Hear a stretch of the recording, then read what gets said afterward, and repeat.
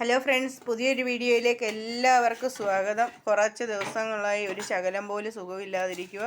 ഞാനൊരു ചപ്പാത്തി അച്ചാച്ചന് ഉണ്ടാക്കി 2 ചപ്പാത്തിയെ കൊടുക്കാമെന്നാണ് ഡോക്ടർ പറഞ്ഞേക്കുന്നത്. അച്ചാച്ചന് കൊടുത്തു ചപ്പാത്തിയൊക്കെ. അപ്പം അച്ചാച്ചൻ കഴിച്ചുകൊണ്ടിരിക്കുക.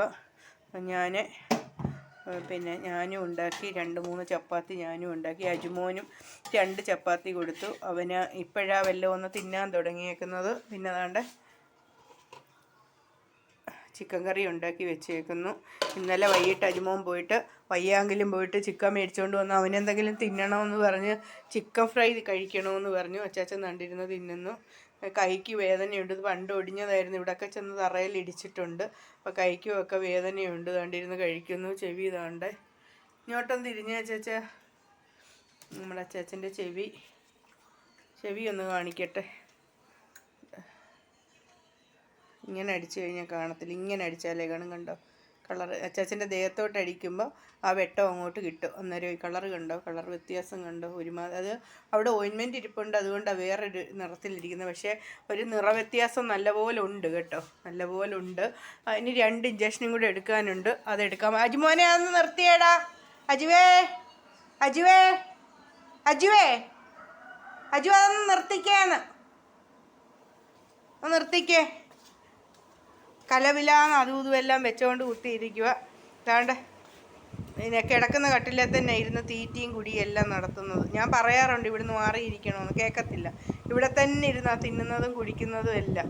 അതാണ്ടിരുന്ന് കഴിക്കുന്നു. കുറച്ച് ദിവസമായി എല്ലാം തിന്നിട്ട്. പിന്നെ ഇത് മൊത്തം തിന്നോണം കേട്ടോ.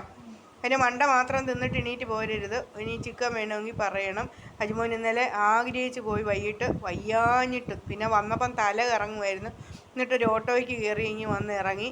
അപ്പം ഗുരുദേവൻ മാമൻ കൊണ്ടുവന്നിട്ട് അവിടെ ഇറക്കി വിട്ടപ്പം 50 രൂപയെ അജുമോനോട് മേടിച്ചുള്ളെന്ന് പറഞ്ഞു. നമ്മുടെ ഇവിടെ വരുന്നതിന് 60 രൂപയാണ്. കുഞ്ഞിനോട് 50 മേടിച്ചുള്ളൂ. എന്നിട്ട് കുഞ്ഞിനെ കൊണ്ടുവന്ന് മേളിൽ വിട്ടിട്ട് പോയി. ഒട്ടും വയ്യായിരുന്നു. അവന് ഭയങ്കര ആഗ്രഹമായിരുന്നു ചിക്കൻ കഴിക്കണമെന്ന്. നമ്മുടെ വീട്ടിലെ ഒന്നും തിന്നത്തില്ല.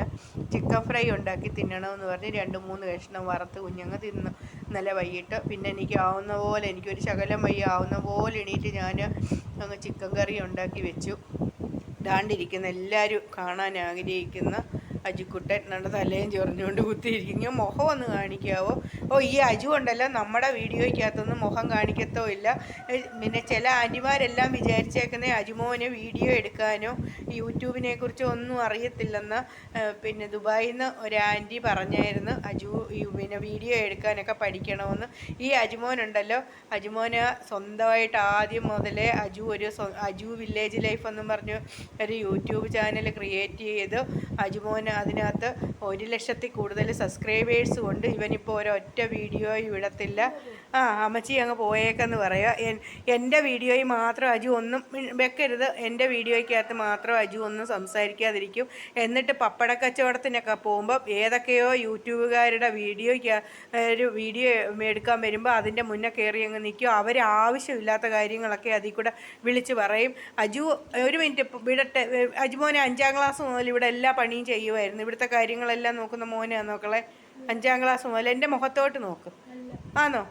സത്യമായിട്ടുള്ള കാര്യമേ പറയാവൂ. അജു 7ാം ക്ലാസ് മുതലൊക്കെ ഒരുവിധം എല്ലാ പണികളും ചെയ്യുന്നുണ്ട്. കാര്യമൊക്കെ ശരിയാ. അതിന് മുമ്പൊന്നും അജുമോനെങ്ങും ഇവിടെ ഒന്നും ചെയ്യാറില്ല. ചാച്ചാ അപ്പുറത്ത് പോണേ. ചാച്ചാ അപ്പുറത്ത് പോയി വായൊക്കെ കഴുകും. അപ്പുറത്ത് പോയി വാ കഴുകും.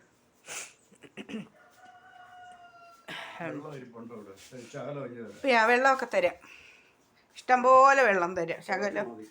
ശകലമൊക്കെ ഇഷ്ടംപോലെ വെള്ളം കുടിക്കുന്നത് നല്ലതാണ്. അങ്ങനെയൊക്കെയാണ് കാര്യങ്ങൾ. ചാച്ചൻ അന്നേരം ചോദിക്കുക, ഇനി പെരയ്ക്കൊക്കെ ഒന്ന് വൃത്തിയാക്കണം കേട്ടോ. 2 ദിവസം നമ്മുടെ പേര് ഈ ഓട് ഉള്ളത് കൊണ്ട് പിന്നെ സാധാരണ വീട്ടിലെ പോലെ പണ്ട് ഇത്രയും അങ്ങ് പൊടി വീഴുമോയെന്ന് എനിക്കറിയത്തില്ല. അങ്ങ് പൊടിയാണ്. പിന്നെ അതുപോലെ ആണെങ്കിൽ ഇവിടെ എലിയുണ്ട് കേട്ടോ. എലി കൊണ്ടുവന്നിട്ട് എലിയെ കൊല്ലാനൊക്കെ എത്ര ശ്രമിച്ചാലും എലികൾ പോകത്തില്ല. ഇതിൻ്റെ ഇടയിലെല്ലാം കയറിയിരിക്കും. എന്നിട്ട് അതുകൊണ്ട് പല സാധനങ്ങൾ റംബുട്ടാൻ്റെ അരി അതും ഇതുമെല്ലാം കൊണ്ടുവന്നിട്ട് അച്ചാച്ചൻ്റെ മുറി വേണ്ട തറയെ കൊണ്ടുവന്നിട്ടേക്കുക കേട്ടോ. തറയെ കൊണ്ടുവന്നിട്ടേക്കുക. ഇനി അച്ചാച്ചൻ്റെ ബെഡ്ഷീറ്റും എല്ലാം തല്ലിക്കുടഞ്ഞ് വിരിച്ചു കൊടുക്കണം. അച്ചാച്ചനെയും കൊണ്ട് ആശുപത്രിയിലോട്ടൊന്ന് പോകാൻ തുടങ്ങുക. എന്നാൽ ഞാനും എന്തെങ്കിലും ഒന്ന് കഴിച്ചിട്ട് അച്ചാച്ചനെ പോയിട്ട് ഇഞ്ചക്ഷൻ എടുപ്പിച്ചുകൊണ്ട് വരട്ടെ. ഞാനും അച്ചാച്ചനും കൂടെ ആശുപത്രിയിൽ പോയി. അച്ചാച്ചന് ഇഞ്ചക്ഷനൊക്കെ കഴിഞ്ഞ് നമ്മുടെ ഇവിടെ കൂടലിൽ ഉപാസനയല്ല പോയത്. പോയിട്ട് വന്നു. അച്ചാച്ചൻ കണ്ടിരുന്ന് ചോറ് കഴിക്കുന്നു. ചിക്കൻ കറിയും ചോറും. ചോറ് കൊടുത്ത് ചോറും കൂടെ കഴിച്ചിട്ടങ്ങ് കിടക്കട്ടെന്ന് വിചാരിച്ച്. 12:45 ഉള്ളൂ. പിന്നെ 12 മണിക്ക് ചോറ് കൊടുക്കണമെന്നാണ് ഡോക്ടർ പറഞ്ഞത്. രാവിലത്തേത് കഴിച്ചൊക്കെ കഴിഞ്ഞ് കുറച്ച് നേരം എല്ലാം ഇരിക്കുകയും കിടക്കുകയൊക്കെ ചെയ്ത് കഴിഞ്ഞിട്ടായിരുന്നു പോയത്. പോയി കഴിഞ്ഞ് ഞങ്ങൾ വന്നു. പിന്നെ അച്ചാച്ചൻ ഇനി ചോറും കൂടെ കഴിച്ചിട്ടങ്ങ് കിടക്കട്ടെന്ന് വിചാരിച്ചു. അപ്പോൾ അച്ചാച്ചൻ കഴിക്കാനായിട്ട് എല്ലും മുട്ടൊക്കെ എടുത്ത് വെച്ച് മാറ്റിയിട്ട് പിന്നെ ചോറിനകത്ത് അതെല്ലാം കുഞ്ഞു കുഞ്ഞു കുഞ്ഞു പീസ് പോലെ ആക്കിയിട്ടിട്ട് തിന്നുക.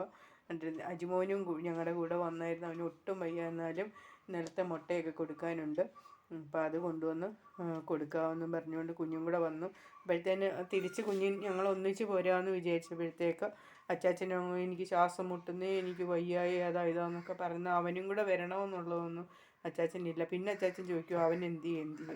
കുഞ്ഞു മുട്ട കൊടുക്കാനായിട്ട് കയറി. ഇന്ന് സ്കൂളിൽ പോലും പോയില്ല. അവന് ഒട്ടും വയ്യ. എന്നാലും അത് വേണമെന്ന് പിന്നെ പറഞ്ഞിടത്ത് അങ്ങ് കൊടുക്കാമെന്ന് പറഞ്ഞ് ഞങ്ങൾ പോയപ്പോൾ ഓട്ടോയെ കയറി അങ്ങ് വന്നായിരുന്നു. എന്നിട്ട് അത് കൊടുത്തിട്ട് ഇനി ഇച്ചിരി കൂടെ കഴിയുമ്പോഴത്തേന് അജിമോൻ ഇങ്ങ് വരും.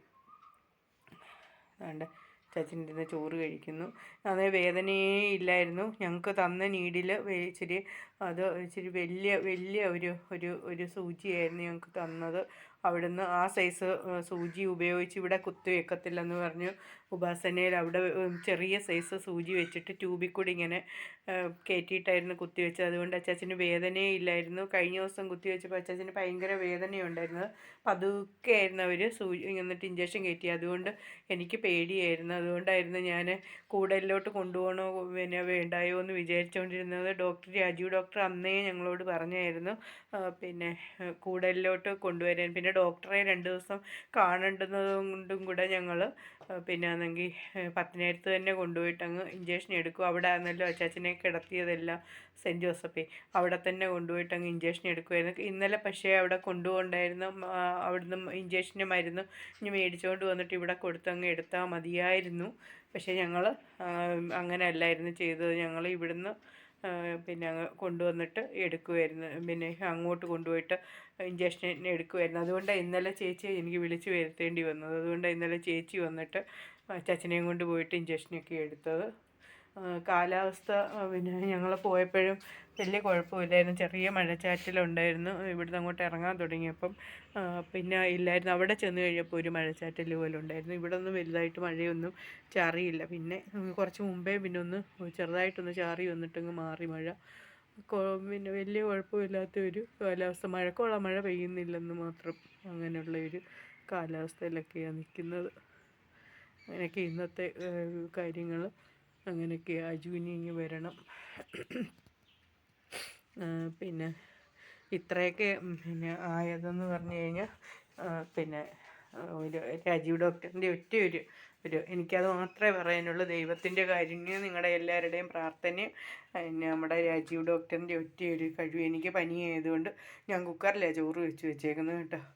അല്ലാതെ എനിക്ക് വയ്യായിരുന്നു. പിന്നെ കുക്കറിൽ ചോറ് വെച്ചങ്ങ് വെച്ചേക്കുമായിരുന്നു.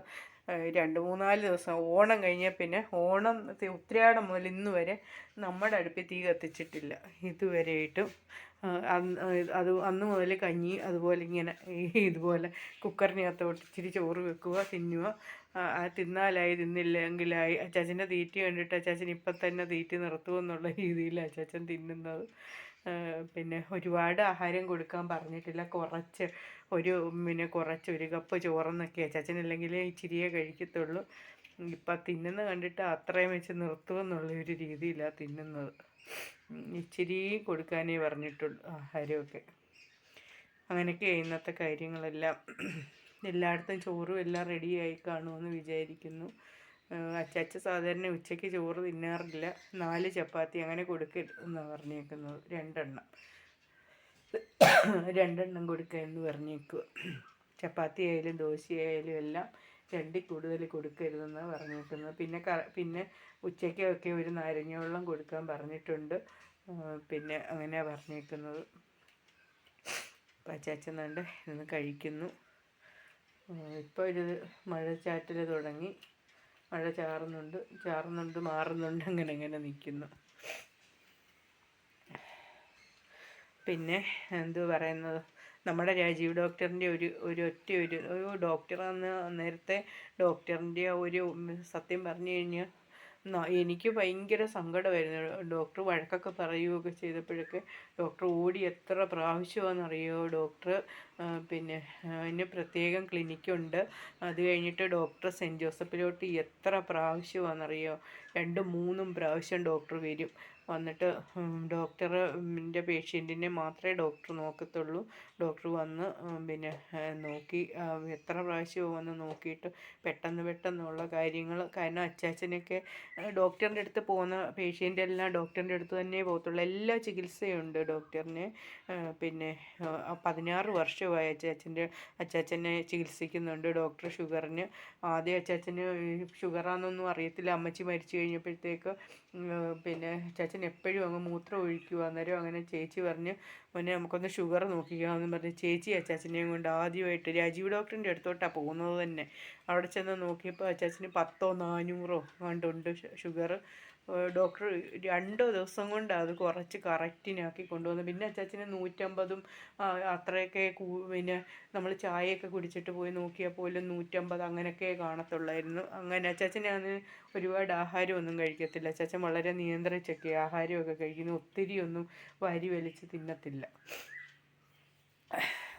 Thank you. ഇന്നത്തെ വീഡിയോ ഇത്രയേ ഉള്ളൂ. എല്ലാവരും അച്ചാച്ചന് വേണ്ടി പ്രാർത്ഥിക്കണം കേട്ടോ. നമ്മുടെ അജിമോന് വേണ്ടി. എനിക്ക് പനിയാണ്. ഇന്നലെ ഞാൻ കുളിച്ചില്ല. ഒരു ദിവസം പോലും ഞാൻ കുളിക്കാൻ കിടക്കത്തില്ല. മെനഞ്ഞാന്നും കൂടെ ഞാൻ കുളിച്ചതുകൊണ്ട് എനിക്ക് പനി അങ്ങ് കൂടിപ്പോയത്. ഇന്നലെ ഞാൻ അതുകൊണ്ട് കുളിച്ചില്ല. മേലൊക്കെ തുടയ്ക്കുകയോ ചെയ്തത്. എനിക്ക് കുളിക്കാതെ കിടക്കാനേ പറ്റത്തില്ല. ഇന്നലെ അങ്ങനെ അങ്ങ് പിന്നെ മേലൊക്കെ തുടച്ചിട്ട് അങ്ങ് കിടന്ന്. ഇന്ന് ഞാൻ രാവിലെ എണീറ്റപ്പോഴേ മേല് മാത്രം കഴുകാമെന്ന് പറഞ്ഞ് കയറി. പക്ഷേ ആദ്യം ഞാൻ വെള്ളം ഒഴിച്ച് കഴുകി. ഏത് പരുവത്തിലാവുമോ എന്നറിയത്തില്ല. എന്തുമായാലും ഞാനങ്ങ് കുളിച്ചു. Thank you. ഇന്നത്തെ വീഡിയോ ഇത്രയുള്ള. എല്ലാവരും വീഡിയോ കാണണം, സബ്സ്ക്രൈബ് ചെയ്യണം, സപ്പോർട്ട് ചെയ്യണം. അച്ചാച്ചനും അജിമോനും എനിക്കും വേണ്ടി പ്രാർത്ഥിക്കണം കേട്ടോ. നിങ്ങളാരും എനിക്ക് വേണ്ടി പ്രാർത്ഥിക്കത്തില്ലെന്നറിയാം. നിങ്ങൾക്ക് അച്ചാച്ചനെയും അജുവിനെയും മാത്രമേ ഇഷ്ടമുള്ളൂ. എന്നാലും എനിക്ക് വേണ്ടിയും കൂടെ ഒന്ന് പ്രാർത്ഥിക്കണേ.